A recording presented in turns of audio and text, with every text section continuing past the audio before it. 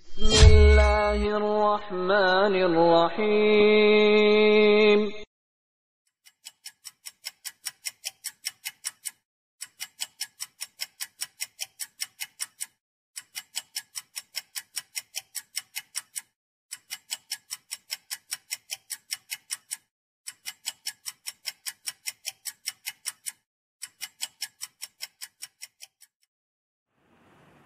Bismillahirrahmanirrahim. Assalamualaikum warahmatullahi wabarakatuh. Alhamdulillahi rabbil alamin. Wassalatu wassalam ala nabina Muhammadin wa ala alihi wa ashabihi wa man tabi'ahum bi ihsanin ila yaumiddin. Amma ba'du. Anak-anak sekalian, murid-murid Pak Alim kelas 3 Ali yang Pak Alim cintai karena Allah. Alhamdulillah, kita bersyukur kepada Allah atas segala nikmat yang Allah karuniakan kepada kita. Salawat serta salam semoga senantiasa tercurah kepada Nabi kita Muhammad sallallahu alaihi wasallam, kepada keluarganya, para sahabatnya, dan juga kepada umatnya yang senantiasa ittiba mengikuti sunnah-sunnah beliau sampai datangnya hari kiamat kelak. Anak-anak sekalian, bagaimana dengan kabar kalian? Sehat semuanya? Alhamdulillah, Pak Alim berharap semoga kalian sehat selalu dan senantiasa dalam lindungan Allah Subhanahu wa taala. Baik, kita lanjutkan kembali pembelajaran kita, pelajaran fikih ibadah. Dan pada kesempatan kali ini kita telah memasuki pelajaran yang ketiga. Pelajaran yang ketiga yaitu tentang imam dan makmum. Kalian buka buku kalian halaman 50. Halaman 50. Pelajaran ketiga tentang imam dan makmum. Apa itu yang dimaksud dengan imam dan makmum? Imam adalah seseorang yang memimpin salat berjamaah. Imam adalah seseorang yang memimpin salat berjamaah. Adapun orang yang berada di belakang imam atau orang yang mengikuti gerakan imam maka disebut dengan makmum. Orang yang berada di belakang imam atau mengikuti gerakan imam maka disebut dengan makmum. Seorang imam memperoleh pahala seperti pahala orang-orang yang salat di belakangnya. Kemudian selanjutnya ketentuan menjadi imam salat. Ada beberapa hal yang harus diperhatikan ketika menjadi imam salat. Yang pertama, imam salat hendaknya ia adalah orang yang paling baik dalam membaca Al-Quran dan mengerti isi kandungan Al-Quran. Pak Alim ulangi, imam salat atau orang yang dijadikan sebagai imam salat maka hendaknya ia adalah orang yang paling baik di dalam membaca Al-Quran dan mengerti isi kandungan Al-Quran. Selanjutnya yang kedua, imam salat hendaknya ia mengetahui hukum-hukum yang berkaitan dengan salat. Pak Alim ulangi, imam salat hendaknya ia mengetahui hukum-hukum yang berkaitan dengan salat. Yang ketiga, imam salat hendaknya ia menjadikan sutrah atau pembatas ketika hendak salat. Pak Alim ulangi, imam salat hendaknya ia menjadikan sutrah atau pembatas ketika hendak salat. Fungsinya adalah untuk membuat pembatas agar tidak dilalui oleh orang lain. Yang keempat, imam memiliki kewajiban untuk meluruskan dan merapatkan shaf jamaah.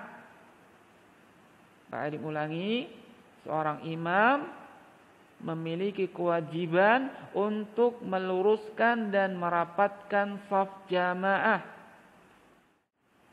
Yang kelima, imam hendaknya memendekkan bacaan Al-Quran apabila makmum ada yang sakit atau lemah atau mungkin ada di antaranya orang-orang yang lanjut usia.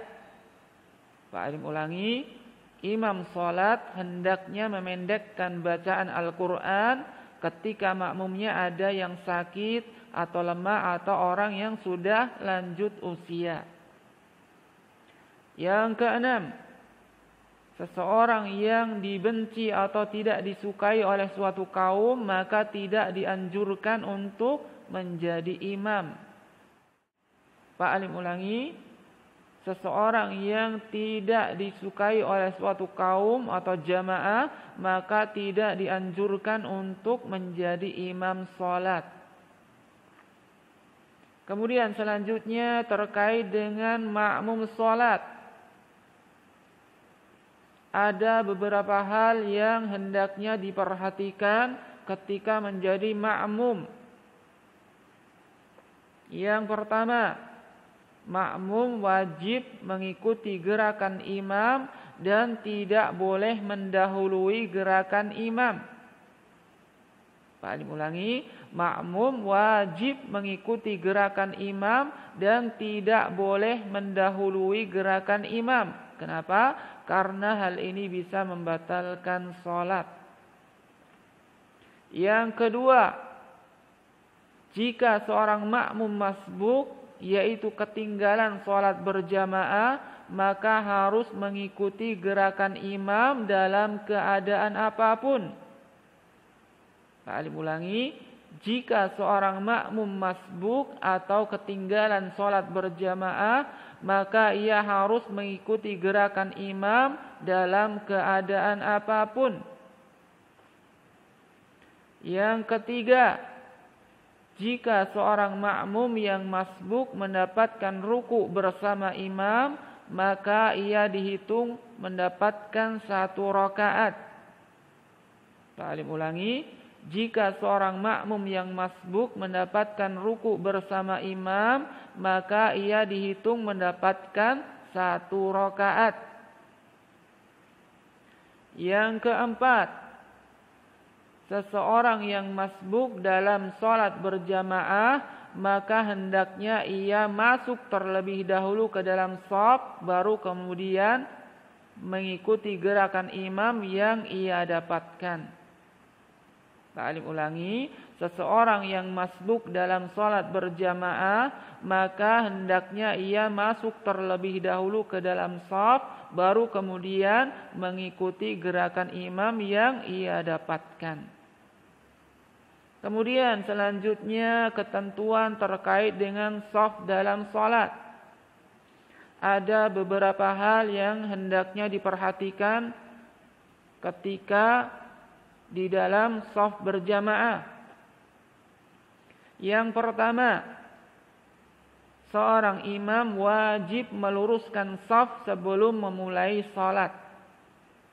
Saya ulangi, seorang imam wajib meluruskan shaf jamaah sebelum memulai salat berjamaah.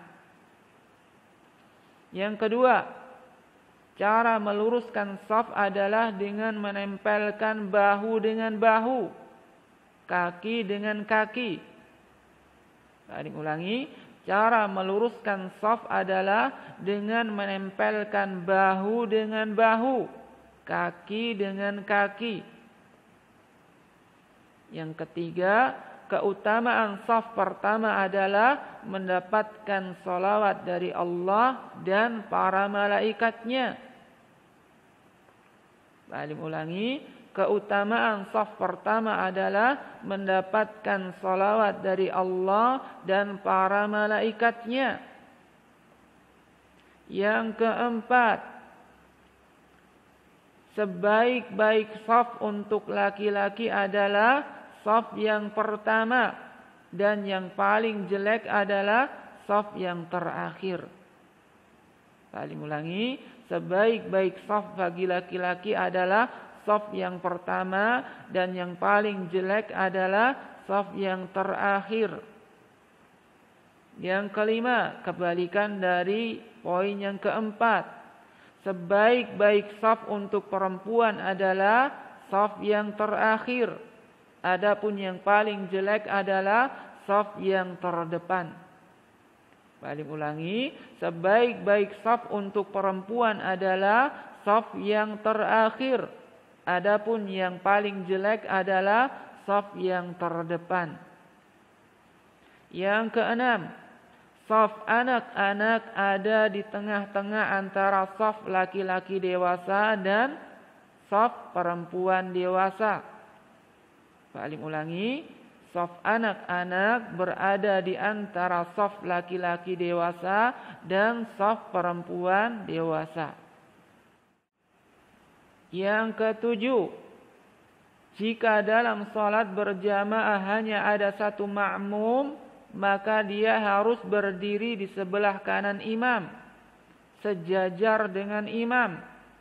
Ini untuk yang imamnya laki-laki dan makmumnya laki-laki. Saya ulangi, jika dalam salat berjamaah hanya ada satu makmum, maka dia harus berdiri di sebelah kanan imam, sejajar dengan imam. Ini untuk yang imamnya laki-laki dan makmumnya laki-laki. Kemudian yang kedelapan, jika imamnya laki-laki dan makmumnya adalah perempuan, maka makmumnya berdiri di belakang imam, tidak boleh sejajar. Balik ulangi, jika imamnya laki-laki dan makmumnya adalah perempuan, maka makmumnya berdiri di belakang imam, tidak boleh sejajar. Yang kesembilan, jika imam dan makmumnya sama-sama perempuan, maka untuk makmum satu atau dua atau lebih, maka posisi makmum sejajar dengan imam. Balik ulangi, jika imam dan makmumnya sama-sama perempuan, maka untuk makmum satu atau dua atau lebih, maka posisi makmum sejajar dengan imam. Yang ke-10, jika makmumnya dua orang atau lebih, maka berdiri membuat shaf di belakang imam. Ini untuk imam dan makmum yang laki-laki. Balik ulangi, jika makmumnya dua orang atau lebih, maka berdiri membuat shaf di belakang imam. Ini untuk imam dan makmum yang laki-laki. Untuk selanjutnya, agar lebih jelas lagi, kalian lihat gambar yang ada di buku kalian. Posisi imam, jika sholat berjamaah hanya dua orang saja, yaitu laki-laki semua, maka posisinya berdiri sejajar, imam di sebelah kiri dan makmum berada di sebelah kanan. Kemudian jika imam dan makmumnya perempuan semua, apakah dua orang atau lebih, maka imam berdiri sejajar dengan makmum. Imam tidak perlu berdiri di depan sendirian. Jika imam dan makmum semuanya perempuan, maka semua berdiri sejajar. Kemudian, jika imamnya laki-laki dan makmumnya lebih dari dua orang, baik laki-laki maupun perempuan, maka imam berdiri di depan sendirian dan jamaahnya membuat shaf di belakang. Dan posisi shaf anak-anak berada di tengah-tengah antara shaf laki-laki dewasa dan shaf perempuan dewasa. Demikian apa yang bisa kita pelajari pada kesempatan kali ini. Semoga Allah mudahkan kalian di dalam memahaminya. Wassallallahu ala nabiyyina Muhammad wa ala alihi wa sahbihi ajma'in. Subhanaka Allahumma wa bihamdika Asyhadu an la ilaha illa anta astaghfiruka wa atubu ilaik. Assalamualaikum warahmatullahi wabarakatuh.